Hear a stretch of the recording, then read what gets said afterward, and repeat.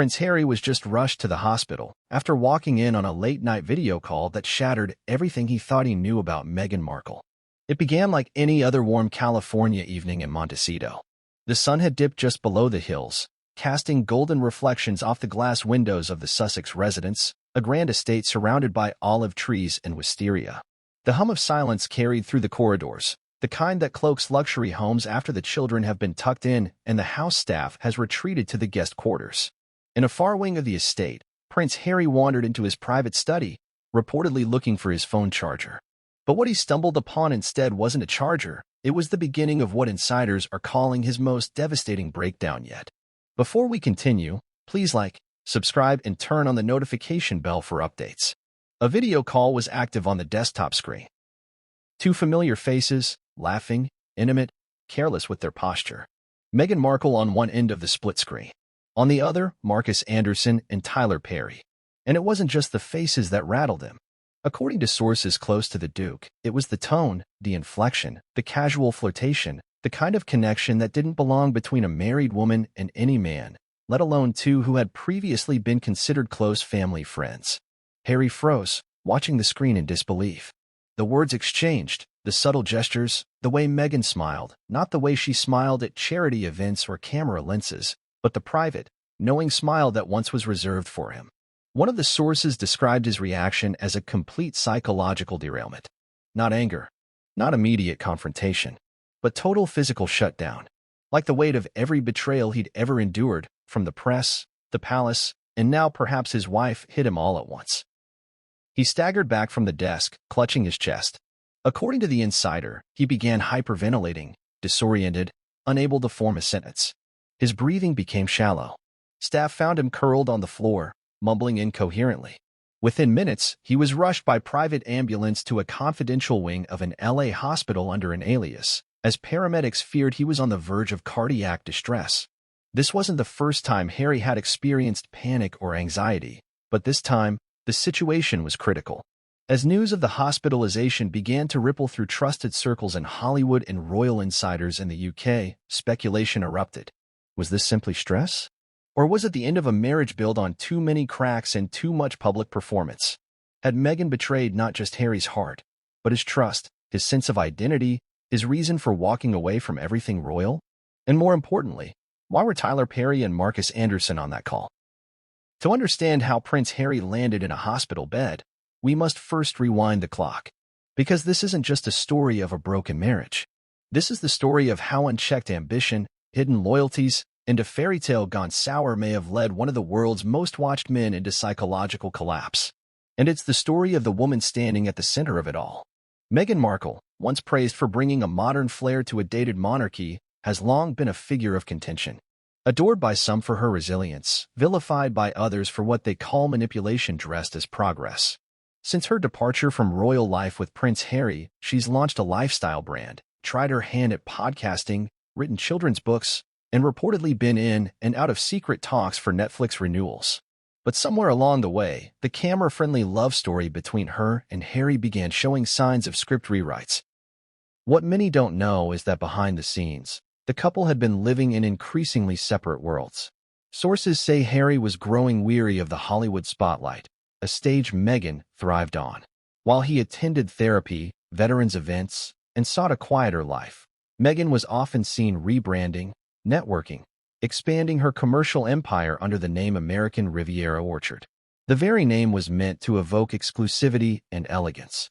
But its flagship product, a jar of jam, would soon become the target of public ridicule. None of this is just tabloid chatter. It's the puzzle of a larger picture. A picture that may explain why Harry, once the cheeky Prince of Britain, is now fighting his battles alone, in a hospital bed miles away from the palace he left behind. According to at least two Montecito insiders and a Beverly Hills therapist with connections to the couple's inner circle, Harry has recently expressed fears of being used for his name and image. One chilling account states that Harry felt increasingly like a mascot for Meghan's empire, rather than a partner in life or business. This source claims that his involvement in public appearances had dropped significantly not because of personal choice, but because of tension brewing behind closed doors. Then there's the matter of Marcus Anderson, the enigmatic socialite with deep roots in Meghan's past. He's credited with introducing Meghan to the Soho House elite. He's been spotted with her at fashion shows, red carpet events, and even seen exiting hotels in cities where Harry was absent. Their connection runs deep, perhaps deeper than the public ever realized. The question that now hangs like a guillotine over the Sussex brand is, were their boundaries crossed? And if so, how long had Harry been in the dark? When Tyler Perry offered the couple his mansion for refuge after the royal split, it was seen as an act of generosity. But some are now revisiting that narrative with a more critical lens. Was Perry merely a helper or a silent power broker in the Sussexes' post-royal life? His presence on that late-night call, paired with the timing of Harry's collapse, has only fueled the flames of suspicion. Publicists for both Perry and Anderson have declined to comment. Meghan's team has reportedly gone into overdrive, issuing no public statements but quietly working the back channels to frame the incident as an unfortunate stress reaction stemming from overwork. But sources closer to the royal family aren't buying it. One former aide described the palace's reaction as shocked but unsurprised, adding that everyone knew this relationship was headed for disaster, just not so soon, and not so catastrophically. And yet, this isn't just about a scandal or a crumbling marriage. It's about the psychological unspooling of a man who gave up everything, his titles, his homeland, his family, for a woman he believed would stand by him through thick and thin. If the betrayal is real, and the rumors hold truth, then Prince Harry's collapse isn't just medical. It's symbolic. It's a collapse of identity, of purpose, of trust. What will this mean for the future of their children, for Harry's ties to the monarchy, for Meghan's commercial ventures? Has the public finally seen the real cost of a union that began with defiance and romance but may now be ending in heartbreak and silence? One thing is certain, the next few days will determine more than just the headlines. They'll determine the legacy of one of the most scrutinized couples in modern history. The calm before the storm, a glimpse into their perfect life. From the outside, it was the dream that seemed too perfect to fail. A prince, once the most eligible bachelor in the world, renounces his royal titles and crosses the Atlantic to start a new chapter with his bride. An American actress with charm, ambition, and global appeal. The story, written like a Hollywood script, captivated the world. In Montecito, California, nestled among vineyards and ocean breezes, the Duke and Duchess of Sussex seemed to be thriving. At least, that's what the photographs suggested. In interviews, Harry spoke about the peace he'd found. In her carefully curated Instagram moments, Meghan sipped tea in sunlit kitchens and strolled through organic gardens. It was, on paper, a sanctuary from the chaos of royal life. No tabloids shouting through palace gates. No endless public duties. No looming shadow of a monarchy slow to change. The Sussexes had traded the rigidity of Windsor for the freedom of California, and with it came an empire of their own making. Netflix signed them on for a multi-million-dollar deal. Spotify followed. Meghan began development on a children's animated series, Pearl. They launched Archwell, a foundation promising to uplift communities through compassion. Harry focused on mental health, partnering with tech executives and global leaders. Meghan's lifestyle brand, American Riviera Orchard, promised authenticity and elegance rooted in California sunshine. Together, they spoke at summits, donated to causes, and even dabbled in writing. But beneath the curated glow of their new beginning, the cracks had already begun to form. It started with the body language. At public events, Harry seemed less engaged, often standing a step behind Meghan. Interviews where he once beamed with purpose began to show signs of weariness. Behind closed doors, according to former staff members who spoke under condition of anonymity, tension was beginning to take root. The pressure to maintain a brand, not just a relationship, was immense. Insiders said Harry, once content with simplicity, found himself overwhelmed by the constant planning, marketing, and performance that came with their newfound independence. Gone were the days of palace protocol. In their place was the relentless chase for relevance in the fast-moving world of entertainment and entrepreneurship. Meghan, who had always been a natural at networking and presentation, thrived. But Harry, more introverted and emotionally complex, struggled. One of the most telling incidents occurred during a joint Zoom call with Archwell staff, where Harry reportedly became visibly agitated when a partner mentioned increasing brand engagement. He interjected sharply, saying, "We're not a brand. We're people." Meghan allegedly diffused the moment with a smile, but staff described the interaction as tense and awkward. It was a moment that suggested a growing disconnect, not just in strategy, but in identity. Their inner circle began to shrink. Trusted allies from the UK were replaced by Hollywood consultants. According to one entertainment publicist who briefly worked with the couple, it became clear that Meghan wanted to run things her way. Harry was supportive, but increasingly withdrawn. Friends noticed he was spending more time alone, long walks on the beach, hours in the garden with his dogs, frequent therapy sessions. Meghan, meanwhile, was often in Los Angeles, attending events, securing partnerships, and building the lifestyle persona that would eventually become American Riviera Orchard. Then there was the matter of their financial footing. While their deals were massive, so were their expenses. Montecito real estate isn't cheap. The security costs alone were astronomical. Staff turnover at their estate was high, with many citing unrealistic expectations and an intense working environment. Former employees described a culture that veered between glamorous and grueling. "You were either on Meghan's wavelength, or you were out," one former assistant recalled. Yet, publicly, they continued to present a united front. A Vogue cover here, a podcast there, and a series of well-edited family photos kept the fairy tale alive. But privately, Harry's friends began receiving cryptic messages. One friend from the UK shared that Harry once texted late at night, asking, "Do you think I made a mistake?" He never elaborated, but the message lingered. What compounded the pressure was the backlash.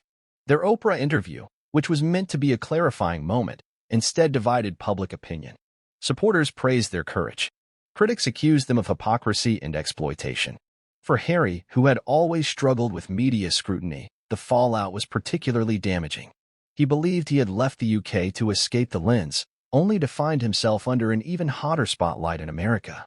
Even their neighbors, initially charmed by the royal couple, grew wary. Reports surfaced of paparazzi drones buzzing above rooftops. Local law enforcement confirmed increased calls from the Sussex residents related to privacy breaches. It was clear that while they had left the monarchy, they had not escaped the circus. And yet, through it all, Harry held on to the belief that they were building something meaningful. He spoke often of legacy, of raising Archie and Lilibet away from royal obligation, of forging a path defined by purpose and authenticity. But in recent months, according to insiders, his rhetoric began to shift. He spoke less of hope, more of exhaustion. Less of ideals, more of getting through the day. Then came the brand launch that would become the tipping point, American Riviera Orchard's debut product, Jam. It was supposed to be elegant, organic, and a symbol of their values. Instead, it became a punchline. Celebrity chef Gordon Ramsay famously tasted the jam on a televised segment and spat it out, declaring, "That's not jam. That's royal slop in a jar." He added, "It tastes mass-produced, fake, and made by someone who's never stepped foot in a real kitchen." The clip went viral. Hashtags like #RoyalSlop and #Jamgate trended on social media. Influencers who had received free jars began posting sarcastic reviews. One simply wrote, "If privilege had a taste, it'd be this." Meghan was reportedly furious. According to one source close to her, she felt undermined and humiliated. But Harry's reaction was different. He wasn't angry. He was silent. Sources say he didn't defend the product, didn't post support on social media, didn't even mention it in passing. For Meghan, it may have felt like indifference. But for Harry, it was something else, detachment. And this, perhaps, was the real storm. Not the public drama, not the headlines or the hashtags, but the quiet unraveling of a man who once believed he had found his forever home, only to realize he was now a stranger in it. By the time Harry found himself standing in that private study, watching Meghan on a call with two of the men he once trusted most, he was already on the edge. That call didn't create the collapse. It only confirmed it. Whispers from the past. Who is Marcus Anderson? To the average observer, the name Marcus Anderson doesn't immediately ring a bell. He isn't a household celebrity, nor does he possess the kind of public persona that typically generates headlines. And yet, for those who have followed Meghan Markle's journey closely, from her early days in Toronto to her rise into British royalty, Marcus Anderson is more than just a supporting character in her life. He may very well be one of the most influential figures in shaping the path that led to her marriage with Prince Harry. And now, in the wake of Harry's hospitalization, his name is once again being whispered in urgent, almost suspicious tones. Marcus Anderson is a Canadian-born consultant and global membership director for Soho House, a private members club known for catering to the world's most influential artists, creatives, and thinkers. It was through this network that Meghan first gained access to circles far beyond her acting career. While working on the television show Suits in Toronto, she developed a close friendship with Anderson. In fact, many insiders credit him with introducing Meghan to the high-powered social ecosystem that eventually linked her to the British aristocracy and, by extension, Prince Harry. From the beginning, their bond was more than casual. They were often spotted dining together, attending elite gatherings, and traveling abroad. When Meghan needed privacy, Marcus reportedly arranged discreet accommodations. When she traveled to London prior to her courtship with Harry, she was seen in the company of Soho House insiders, circles tightly knit and fiercely loyal to Anderson. One source once described him as the keyholder to Meghan's social climb. Others went further, suggesting that if you wanted access to Meghan in those early days, you went through Marcus. But even as their friendship blossomed, rumors began to swirl. Were they just friends? Had their closeness ever crossed a line? Publicly, Meghan always referred to Marcus as a dear companion, someone who had stood by her through breakups, career shifts, and the glaring heat of sudden fame. But the optics, particularly after her relationship with Harry became public, sparked questions. Marcus was often present during critical milestones in her life. When Meghan and Harry made their first joint appearance at the Invictus Games in 2017, Marcus was not just in the background, he was seated next to Meghan. He wasn't just a friend anymore. He was part of her inner sanctum. That presence, however, gradually shifted after Meghan's marriage to Harry. Public sightings of Anderson grew less frequent. Rumors of tension between him and Harry surfaced in quiet corners of the press. Some speculated that Harry was wary of Marcus's closeness to Meghan. Others said he simply didn't understand the dynamic. A royal biographer, speaking off the record, claimed Harry once referred to Marcus as the man who always knows where Meghan is. It was not said with humor. Still, there was never any hard evidence of impropriety until now. The recent incident that reportedly triggered Harry's hospitalization involved a private video call. On that call were two men, Tyler Perry, a man credited with offering sanctuary to the Sussexes after their royal exit, and Marcus Anderson. The content of that call has not been made public, but according to a source close to Harry's staff, what he saw and heard was personal, flirty, and emotionally intimate. The kind of interaction, they said, that suggested a deeper bond. Perhaps one that never fully ended, or one that had quietly evolved while Harry's attention was elsewhere. What makes the situation more troubling is the timing.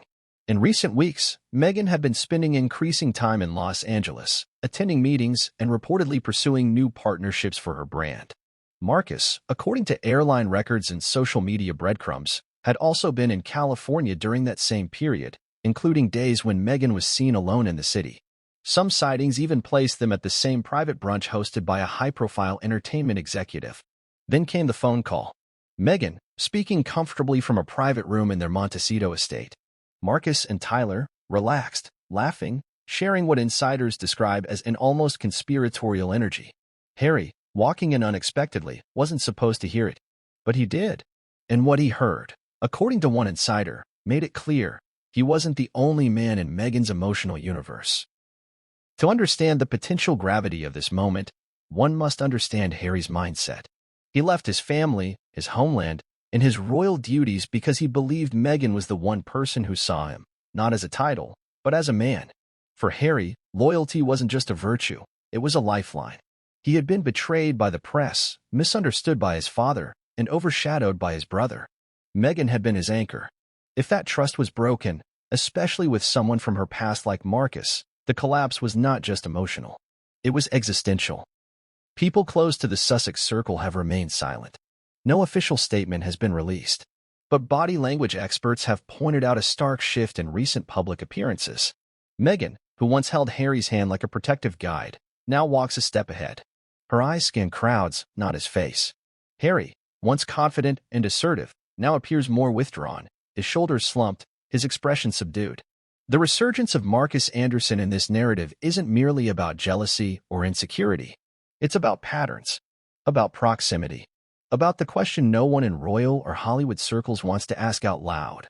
Was Marcus ever truly out of the picture? It's worth noting that Meghan has always surrounded herself with tight-knit allies, people she can trust in a world she often views as adversarial. Marcus was one of the first. His access to her inner world is unparalleled. He knows her rhythms, her ambitions, her fears. In many ways, he's the one person who saw Meghan before the crown, before the scandals, before the global stage. That kind of connection doesn't just disappear. And for Harry, that may be the most painful part. Not just the suspicion of betrayal, but the possibility that Meghan's heart, emotionally, if not physically, was never fully his to begin with. The night everything changed. What happened in the study? It was late. The kind of night when the house is so quiet you can hear the rustle of leaves outside through closed windows. Prince Harry wasn't supposed to be in that part of the house. His evening had been uneventful, a quiet dinner with Archie and Lilibet, followed by a glass of wine and some journaling, a habit his therapist had encouraged. Meghan had excused herself earlier, saying she needed privacy for a business call. Harry thought nothing of it. Privacy had become a treasured part of their lives in California. But what happened next would shatter that illusion permanently. According to multiple sources who have since leaked details to both royal and entertainment insiders, Harry had misplaced his mobile phone. Normally attached to him like a lifeline, it was dead, and he needed to respond to a message from one of his old friends in London, one of the few connections he tried to maintain after distancing himself from his royal past. His phone had likely slipped under a pile of documents in his study. He quietly walked down the corridor toward the room, not wanting to disturb Meghan's call. When he entered the study, the light from the computer screen was the only illumination in the room. But what immediately caught his attention wasn't the screen, it was the sound. Laughter. Intimate, knowing laughter. He froze. Meghan was visible on the screen, sitting in what looked like one of the guest room lounges. She didn't know he had entered the study. She was engrossed in a call with two men. Harry's blood ran cold when he recognized them. Marcus Anderson and Tyler Perry. The two men who had, in different ways, been crucial parts of their post-royal life. Marcus, the man long rumored to be Meghan's closest confidant, even something more, as some quietly suspected. Tyler, the man who had offered them refuge when they needed it most. Both men were now smiling warmly at Meghan, who appeared relaxed, joyful even. The kind of joyful that used to be reserved for late nights in bed, whispering to one another about escaping the pressures of royal life. But it wasn't the call itself that did the damage. It was what was said. "You remember what we said," Meghan whispered with a playful smile. "No more secrets." Marcus laughed. "As long as the crown stays out of this call, I think we're good." Tyler added, "Well, unless Harry's already asleep and eavesdropping." The three of them laughed. Harry's breath caught in his throat. He leaned forward, instinctively narrowing his eyes as if he might be misunderstanding something. Was this a joke? A poorly timed joke? Or was there something deeper, something intimate being exchanged here that he hadn't been privy to? Then Meghan leaned in a little closer to her screen and said something that Harry would later recount in fragments to the hospital psychologist. Something that could never be unsaid. "He's changed. Sometimes I feel like I'm still explaining who I really am." It wasn't a damning confession on its own. But the tone, the softness, the vulnerability she reserved for people she trusted deeply, it wasn't how she spoke about Harry in public or even in private anymore. It was how she used to speak to him, back when they were hiding from cameras in Kensington Palace. It was that familiarity being shared now with two other men. According to Palace insiders and staff familiar with Harry's state of mind, what happened next unfolded in rapid succession but felt like a slow-motion collapse. He didn't storm in. He didn't shout. He didn't slam the laptop closed. He simply backed away from the desk, stumbled into a chair, and buried his face in his hands. He sat there, breathing heavily, trying to process the weight of what he had just heard, not just the words, but the implications behind them. The tone, the history, the betrayal, and perhaps worst of all, the possibility that he had been the last to know something that others had known for years. 10 minutes passed. Meghan ended the call and returned to the bedroom without knowing what Harry had seen. But by then, the damage was done. The man she found in the study wasn't the Harry she knew. He was pale, sweating, barely able to speak. The emergency was quickly evident. He was shaking, eyes unfocused. Meghan reportedly screamed for the staff, who immediately summoned a private medical team. Paramedics arrived in under 15 minutes. He was rushed to a private facility in Los Angeles, registered under an alias. Not even his closest friends in England were notified until he had been stabilized. Doctors initially feared a cardiac event. His symptoms, shallow breathing, dizziness, chest tightness, mirrored a panic-induced collapse or a severe anxiety attack. Blood pressure through the roof. Heart rate erratic. According to a nurse who has since spoken anonymously, he was trembling. He kept saying, "Why didn't I see it? Why didn't I see it coming?" Hospital staff later noted that while there was no physical injury, The emotional toll was unprecedented. He had suffered a full nervous breakdown, his first, and perhaps the most severe to date. This wasn't just about what was said on the video call. It was about the context, the history, the feeling of being emotionally outflanked by people who knew parts of Meghan that he, even after 5 years of marriage, perhaps never fully understood. To Harry, the betrayal wasn't just of fidelity. It was of truth. When Meghan arrived at the hospital later that night, she was reportedly cold and distant with staff. According to one medical technician, she insisted on seeing Harry alone and spent only 15 minutes by his side before returning to the Montecito estate. She issued no public statement, no update to the press. The narrative was controlled. Carefully. Clinically. In the hours that followed, royal aides in London were alerted discreetly. Prince William was among the first to be notified. King Charles received the information the following morning. No official comment was released from the palace, but a close source revealed the mood was one of quiet sadness. This was a man who walked away from everything for love, and now he was broken. The hospital discharged Harry after 24 hours under observation, though reports confirm he remains under psychiatric care. He has not been seen in public since. Meghan, on the other hand, made a surprise appearance at a local charity luncheon just 2 days later. Smiling, elegant, composed. If the event had been designed to project calm and normalcy, it did so with clinical precision. But the cracks can no longer be concealed. Security around the Montecito estate has increased. The children have reportedly been kept at a distance from public activities. Meghan has canceled several brand meetings and is reportedly in reputational management talks with top-tier publicists.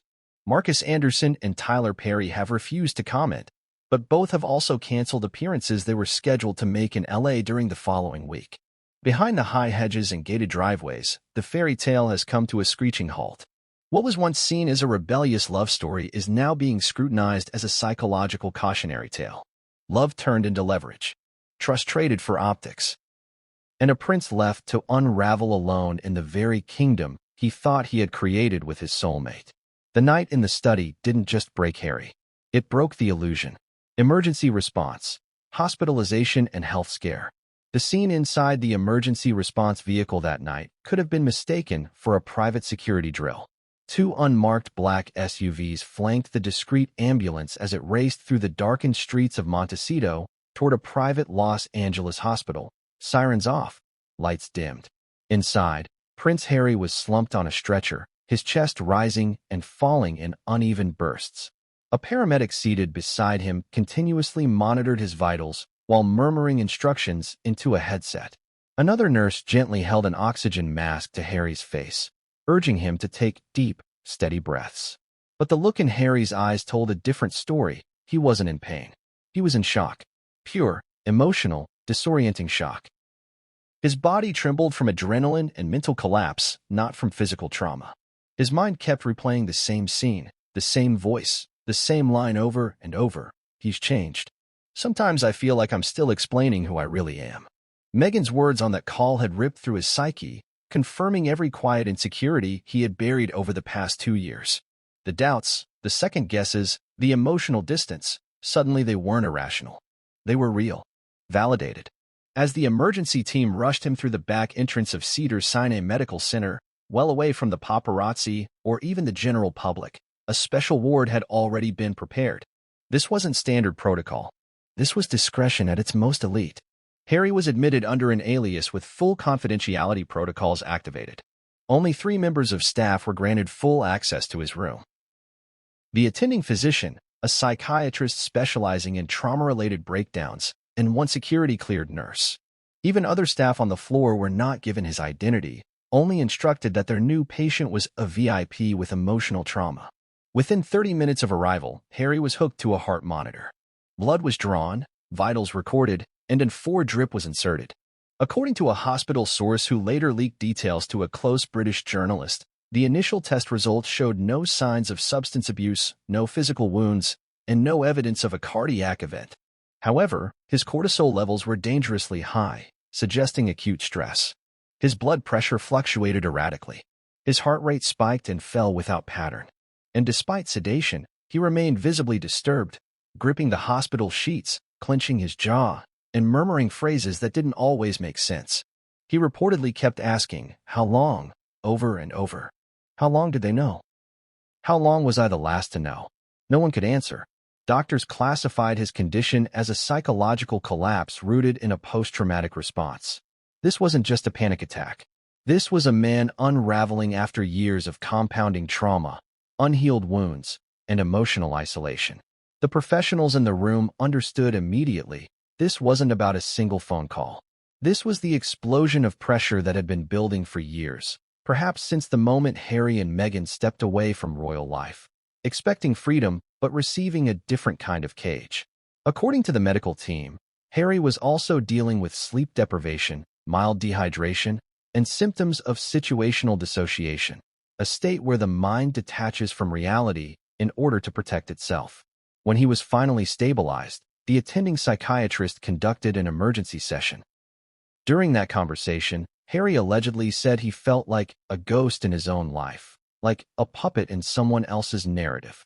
When asked to elaborate, he described a creeping feeling that his presence in Meghan's world had become performative, useful for press, for brand deals, for image, but less so for companionship or partnership. The next morning, word of the incident had reached select high-level contacts within both the American and British press. But it wasn't until nearly 18 hours later that the Sussex team responded. And when they did, it was with a carefully worded, vague statement. The Duke of Sussex experienced a temporary medical episode related to exhaustion and stress. He is recovering well and thanks everyone for their concern.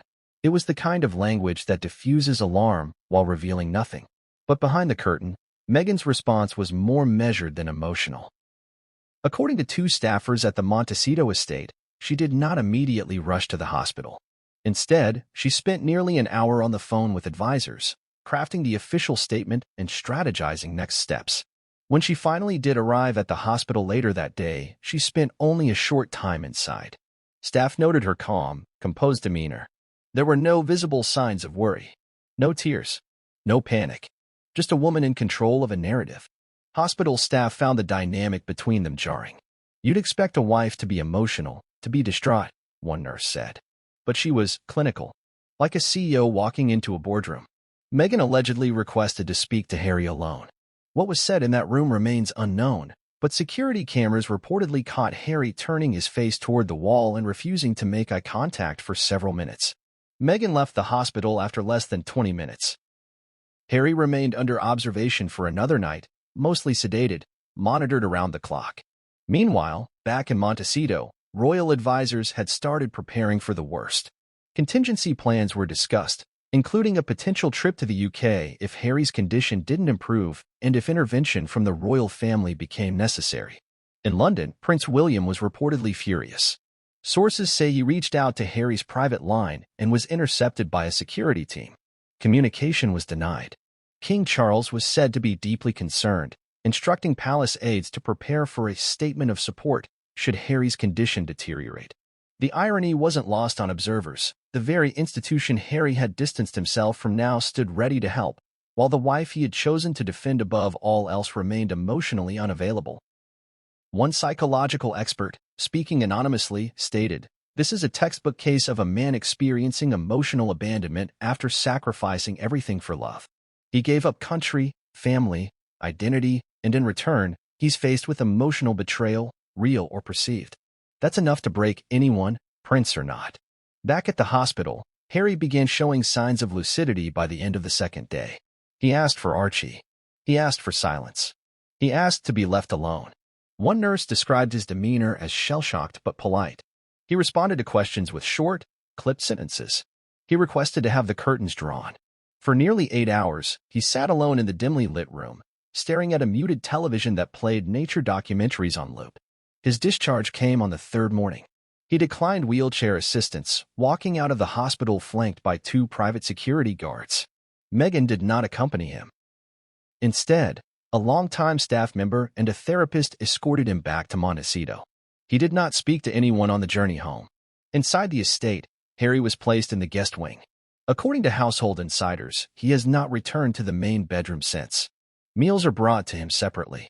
Meghan reportedly maintains a separate schedule, appearing briefly for joint family meals but avoiding prolonged private interactions. Their communication is described as civil but cold, coordinated only for the sake of the children. The world may still believe in the Sussex fairy tale, but inside those gates, it has come apart. And it all started with a phone call, a screen, and the look on Meghan's face when she thought Harry wasn't watching. The secret affair allegations, fact or fiction? In the court of public opinion, whispers can carry more weight than facts, and nowhere is that more evident than in the unfolding storm surrounding Meghan Markle, Prince Harry, and the two men whose names are now at the center of the controversy, Marcus Anderson and Tyler Perry. While the incident that allegedly triggered Harry's breakdown has been confirmed by multiple insider sources as stemming from an unexpected and intimate video call, it is the insinuations of an affair, emotional or otherwise, that have fanned the flames into a full-blown media firestorm. But is there any real truth behind these allegations? Or is this a narrative shaped by speculation and trauma? To begin, let's unpack what we know about Marcus Anderson. A veteran of the global elite social scene, Marcus is a longtime executive for Soho House, a private members club that prides itself on exclusivity and discretion. His close friendship with Meghan is well documented, predating her relationship with Harry. They've been seen vacationing together, attending fashion events, and even sharing living arrangements during Meghan's filming days in Toronto. He was by her side during her rise to fame, a confidant, a fixer, a shadow figure whose presence was constant but mostly off-camera. More importantly, he was the person who reportedly introduced Meghan to many in the upper echelon of London society, including the crowd through which she eventually met Prince Harry. This alone places him in a uniquely influential position, not just as a friend, but as an architect of Meghan's social transformation. Critics argue that Marcus's presence in Meghan's life never truly waned, even after her marriage to Harry. Despite the optics of marital harmony, insiders have claimed that Meghan often communicated with Marcus privately. Phone calls, emails, encrypted messaging apps, all reportedly part of a communication chain that was never entirely disclosed to Harry. If true, these undisclosed interactions could form the emotional scaffolding of a relationship more significant than Meghan has publicly admitted. And then there's Tyler Perry. His role in the couple's post-royal transition is already legendary. When the Sussexes stepped back from their royal duties and needed a place to stay, it was Perry who opened the doors of his private Beverly Hills mansion. He provided not just shelter, but security, both physical and emotional. Meghan has spoken openly about her gratitude for Perry, even calling him one of our angels during the bombshell Oprah interview. But could that gratitude have deepened into something else? Observers note that Tyler's connection to Meghan intensified around the time Harry began withdrawing from joint public projects. While Harry focused on mental health advocacy and building their Archwell Foundation, Meghan increasingly leaned into celebrity circles and lifestyle branding. Perry was reportedly one of the few who offered both counsel and comfort. Friends close to Perry insist that their bond is purely platonic, founded on mutual respect and spiritual connection. Still, the closeness has raised eyebrows, especially when paired with the revelation that Perry was on the call with Marcus during the night of Harry's collapse.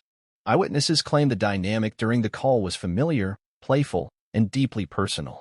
It wasn't just three friends chatting. It was a window into a private world Harry hadn't been fully part of. And when Meghan's comment, "Sometimes I feel like I'm still explaining who I really am," landed amid that context, it struck a devastating blow. Was it a love triangle? Was it betrayal? Or was it simply the tragic consequence of miscommunication and unresolved tensions? Psychologists consulted on the matter point to the concept of emotional infidelity, a form of betrayal that doesn't necessarily involve physical intimacy, but that can be just as damaging. Emotional infidelity occurs when someone develops a deep, emotionally significant bond with another individual, often to the exclusion of their partner. This can lead to secrecy, eroded trust, and, in extreme cases, psychological collapse. Dr. Elaine Remy, a marriage therapist based in Los Angeles, explained it this way. When a person confides in someone else more than their spouse, especially about deeply personal matters, that can feel like a betrayal. Emotional intimacy is sacred in any relationship. If Meghan turned to Marcus or Tyler in moments when she should have turned to Harry, that's not just a lapse, it's a fracture. Those close to Harry echo this view. According to one of his former security personnel, Harry has always struggled with abandonment and loyalty issues, dating back to the trauma of his mother's death. His entire adult life has been a balancing act between public duty and private wounds. When he left the royal family, he believed he was choosing emotional safety. Meghan was supposed to be that safe place. To discover that she may have harbored another emotional connection outside their marriage wasn't just betrayal, it was devastation. Still, Meghan's supporters push back against the narrative. They argue that the criticism leveled at her is laced with misogyny and racial bias. The idea that a powerful woman maintaining strong friendships with men must be hiding something is an outdated trope, they say. Meghan has every right to confide in people she trusts, especially in a world where so many have turned against her. Furthermore, they argue that no concrete evidence of an affair, emotional or otherwise, has surfaced. At most, what's occurred is a misinterpretation of closeness. But this isn't just about public perception. It's about private reality. Multiple sources from within the Sussex household have come forward anonymously with descriptions of increasing emotional distance between Meghan and Harry over the past year. One former house manager stated, "There were days when you'd see them pass each other in the hall without speaking. They lived together, but separately. Meghan had her wing. Harry had his." Another staff member added, "He was always asking where she was. Sometimes she'd be gone for hours, no explanation. Other times, she'd be on long calls, laughing like she wasn't even in the same house as him." Even the children, Archie and Lilibet, were reportedly not immune to the growing divide. A nanny employed briefly at the Montecito estate claimed that Meghan often managed the children alone or with staff, while Harry remained in the background. It wasn't neglect, the nanny said, but it felt like Harry was no longer the head of the house. He was an accessory. The media has latched onto these claims with fervor, producing headlines that blur the line between speculation and revelation. Pundits on both sides of the Atlantic have offered their takes, with some arguing that Meghan's ambition was always going to clash with Harry's desire for simplicity. Others suggest that the royal institution's abandonment of the couple left Meghan feeling unsupported, driving her closer to the few people who offered unconditional support, namely Marcus and Tyler. But perhaps the most telling commentary came not from pundits, but from a royal historian who has studied modern monarchy for over 30 years. In an interview with a European outlet, he said, "This isn't about infidelity in the traditional sense. This is about isolation. When you take a man out of his culture, his role, his family, and then separate him emotionally from his partner, you create a vacuum. And something will always fill that vacuum." As of now, neither Marcus Anderson nor Tyler Perry has issued public statements. Meghan has remained silent. And Harry, still recovering and reportedly undergoing intensive therapy, has made no comment either. Their Montecito estate remains under tight surveillance, with staff reportedly instructed to limit contact with the press and remain discreet under threat of legal action. Meanwhile, the public continues to speculate, analyze, and judge. Social media is ablaze with theories, ranging from the conspiratorial to the sympathetic. Hashtags like #PrayForHarry, #MarkleManipulation, and #TylerTruth have trended worldwide. News outlets have dispatched reporters to Montecito, hoping for a glimpse of the couple or a crack in the silence. The truth may eventually come to light, or it may remain buried beneath carefully worded PR statements and controlled public appearances. But one thing is certain, the illusion of harmony between Meghan and Harry has been broken, perhaps irreparably. And whether this break was caused by secrets, friendships, or betrayal, the scars left behind are real. Meghan's branding in crisis, the fallout begins. The public has long been divided on Meghan Markle. Some see her as a modern icon who dared to challenge an outdated institution. Others view her as a master manipulator who used royal status for personal gain. But no matter which side of the debate one falls on, even her most loyal supporters could not ignore the seismic shockwaves that followed the now infamous video call, Prince Harry's collapse, and the explosive rumors of emotional betrayal.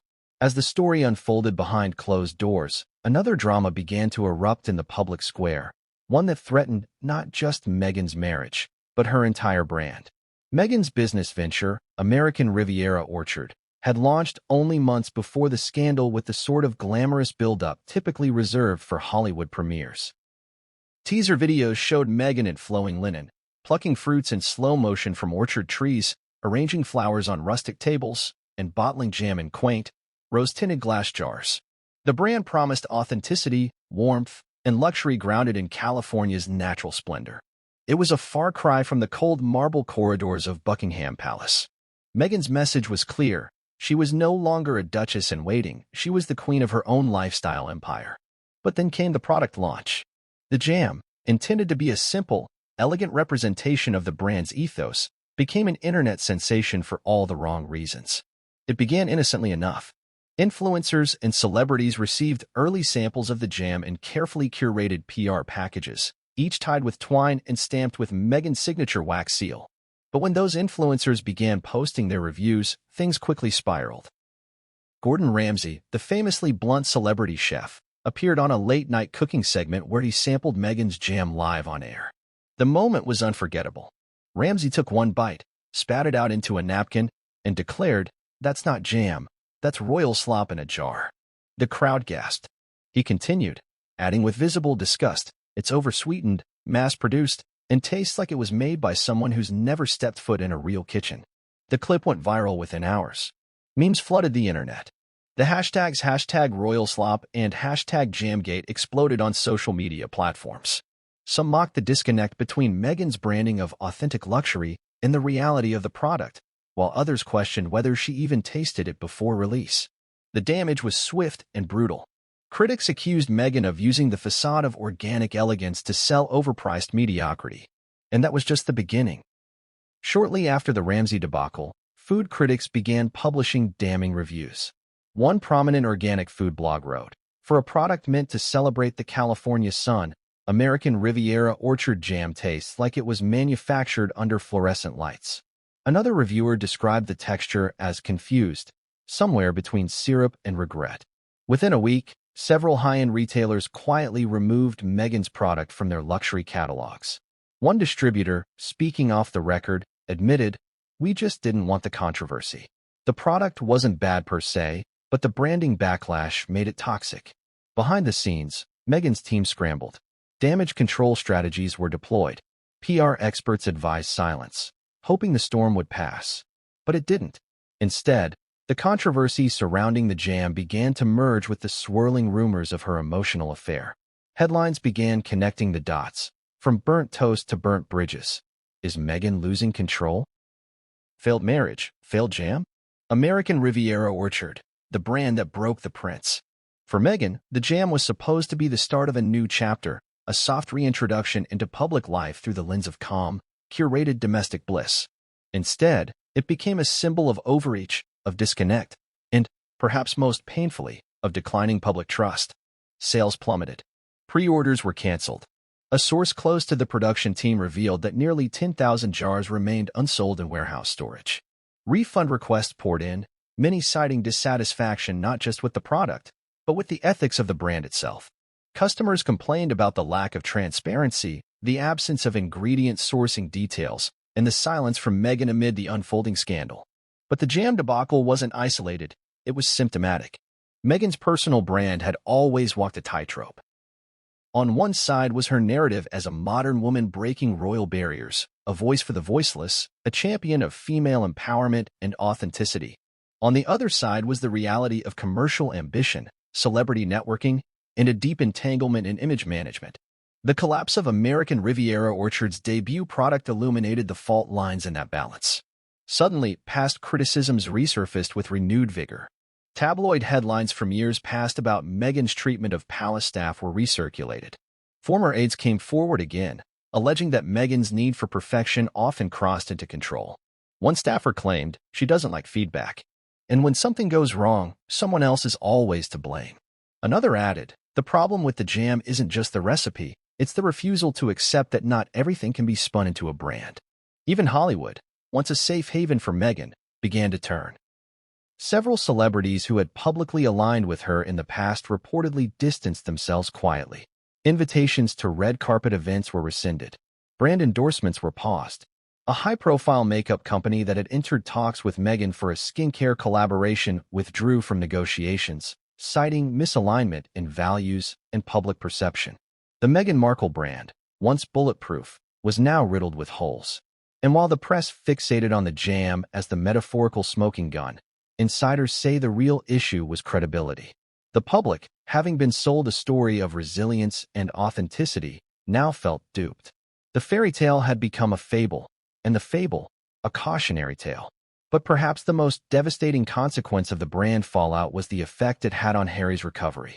According to sources at the Montecito estate, news of the jam scandal reached him while he was still under psychiatric care.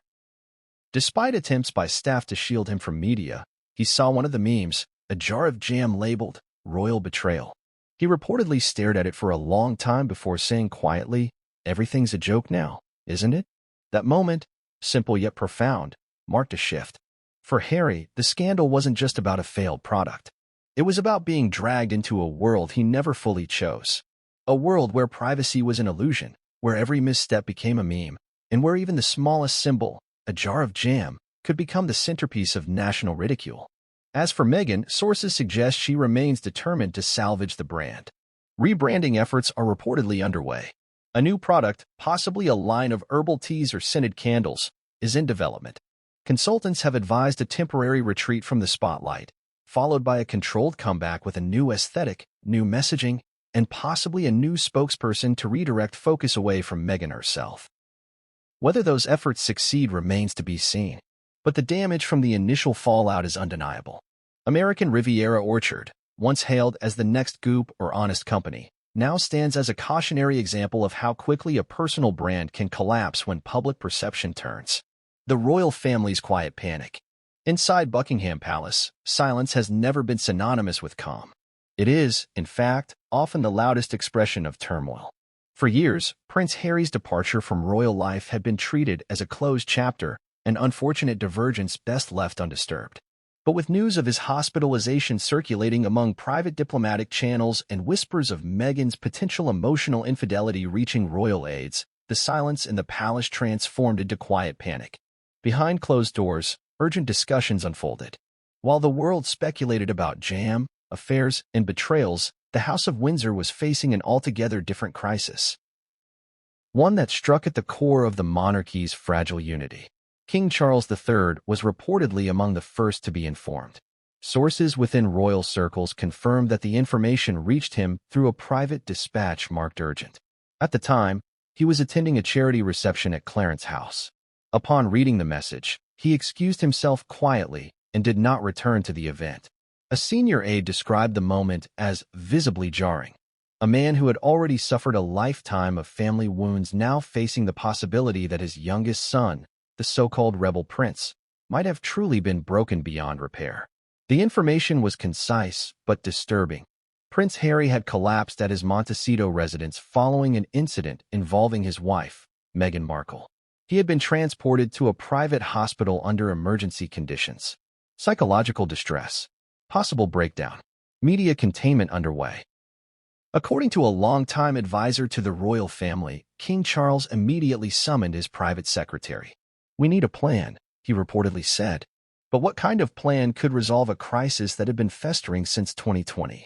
Meanwhile, Prince William's reaction was markedly different. Known for his more guarded demeanor, William was said to have erupted in private. According to an insider close to Kensington Palace, he raised his voice during a meeting with his senior team, slamming a stack of briefing documents onto the table and exclaiming, "This is exactly what I warned them about." His frustration, however, wasn't rooted in mockery or scorn, it was anguish. He had reached out to Harry months earlier, hoping to reconnect, to broker some form of reconciliation. But his calls had gone unanswered. Their last interaction had been brief, formal, and filled with tension. Now, with Harry in a hospital, William feared he might have waited too long. Behind the walls of Windsor, Queen Camilla remained composed, though she reportedly told a confidant, "This is a dangerous moment for all of us." For her, and for other senior royals, the issue wasn't just personal, it was political. The monarchy's strength lies in unity, decorum, and control. Harry's hospitalization threatened to unravel all three. Discussions began immediately regarding public messaging. Should the palace release a statement? Should Charles fly to California discreetly? Should they offer support privately and hope to avoid public entanglement? Advisors were split. One faction argued for a hands-off approach, citing Meghan and Harry's repeated assertions of independence. Another faction warned that doing nothing would be perceived as cruelty. "He's still the king's son," one aide reminded the room. "And the public still cares."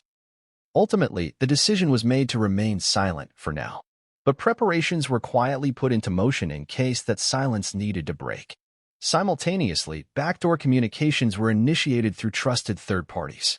British consular officials in Los Angeles were tasked with confirming Harry's condition and relaying updates directly to the palace. Discreet envoys began reaching out to individuals in Meghan's orbit, hoping to understand what had actually occurred during the call that triggered the collapse. The objective wasn't interference, it was intel. Information is currency in the world of royalty, and the palace was determined to acquire as much of it as possible before the press pieced together a story of their own. But beyond the palace walls, the story was already snowballing. British media outlets, starved of direct access to the Sussexes for years, were ravenous for any detail. Tabloid editors launched aggressive investigations. Paparazzi surrounded the Montecito estate. Royal commentators took to airwaves with theories and predictions. Some called it the beginning of the end for the Sussex marriage. Others speculated on Harry's possible return to the UK.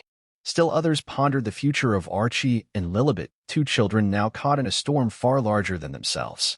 Within the palace, one particular concern dominated: succession. Harry, though removed from royal duties, is still a prince by birth. His children, born of a royal and an American actress turned duchess, represent a contentious but very real link in the line of succession. If Harry's condition worsened, or if he sought separation or custody, the monarchy could be thrust into a new legal and public debate, one involving jurisdiction, nationality, and legitimacy. Palace lawyers began reviewing documents related to the Sussexes' agreements upon leaving their royal roles. Could custody disputes trigger constitutional dilemmas? Would the crown need to assert guardianship? Would Meghan cooperate or resist? Prince Edward and Princess Anne reportedly voiced their concerns during a private family meeting at Balmoral. According to a family friend, and expressed worry over the emotional toll on the children, and asked bluntly, what happens if this becomes public? Edward, always the quiet diplomat, suggested that efforts be made to reach out to Harry personally, away from the press, away from protocol. Meanwhile, behind the scenes, Charles was said to be wrestling with a private dilemma. Publicly, he could not be seen undermining the Sussexes' autonomy. But privately, he feared for his son's well-being. The rift between them, though steeped in years of tension, had never erased the bond of blood. Harry's collapse had shattered the illusion of distance. And for a monarch who had already lost one wife under tragic circumstances, the thought of losing a son, emotionally, or worse, was unbearable. But action had to be strategic. Every move, every word, every appearance had to be weighed against its potential ripple effect. Leaks from inside the palace suggest that Charles considered sending a personal emissary, someone Harry trusted. Former royal aides floated the names of several candidates, including Lady Sarah McCorquodale, Princess Diana's older sister. Ultimately, no decision was finalized. And then there was the matter of public pressure. Polling agencies began reporting a dramatic shift in public opinion. Sympathy for Harry skyrocketed. Meghan's favorability ratings plummeted. Among young Britons, there was a growing sentiment that the monarchy had failed to protect one of its own. Among older generations, however, the view was more cynical, that Harry had made his bed, and now he was lying in it. The divide mirrored the split that had fractured the royal family since Harry and Meghan's departure, only now it was bleeding into national identity. In response, the palace began to subtly recalibrate. Senior royals began making quiet references to family healing during speeches. A photograph of Charles with Harry, taken years earlier, was reposted on the royal family's official Instagram. William was spotted leaving a private mental health charity event in London, an unplanned appearance that sent cameras flashing and headlines spinning. But amid these subtle gestures, a deeper truth lingered. The monarchy, with all its rules and rituals, had always relied on stability. Harry's breakdown was more than just a personal tragedy, it was a narrative threat. It raised questions the palace could not afford to answer. What is the cost of loyalty? What happens when duty crushes the soul? What becomes of a prince who walks away? For now, the answers remain locked behind palace gates. But the panic, though quiet, is real. And it's growing. What really happened behind the doors of that Montecito mansion?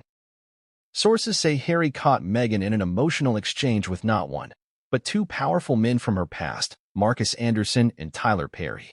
Within minutes, he was hyperventilating, disoriented, and on his way to a private LA facility. Was it emotional betrayal? Was it an affair? And why are royal insiders now scrambling in silence? In the next few minutes, we'll uncover the timeline, the shocking conversation, and the hospital scene that left even King Charles reportedly shaken. Don't blink. This may be the most devastating twist in royal history yet.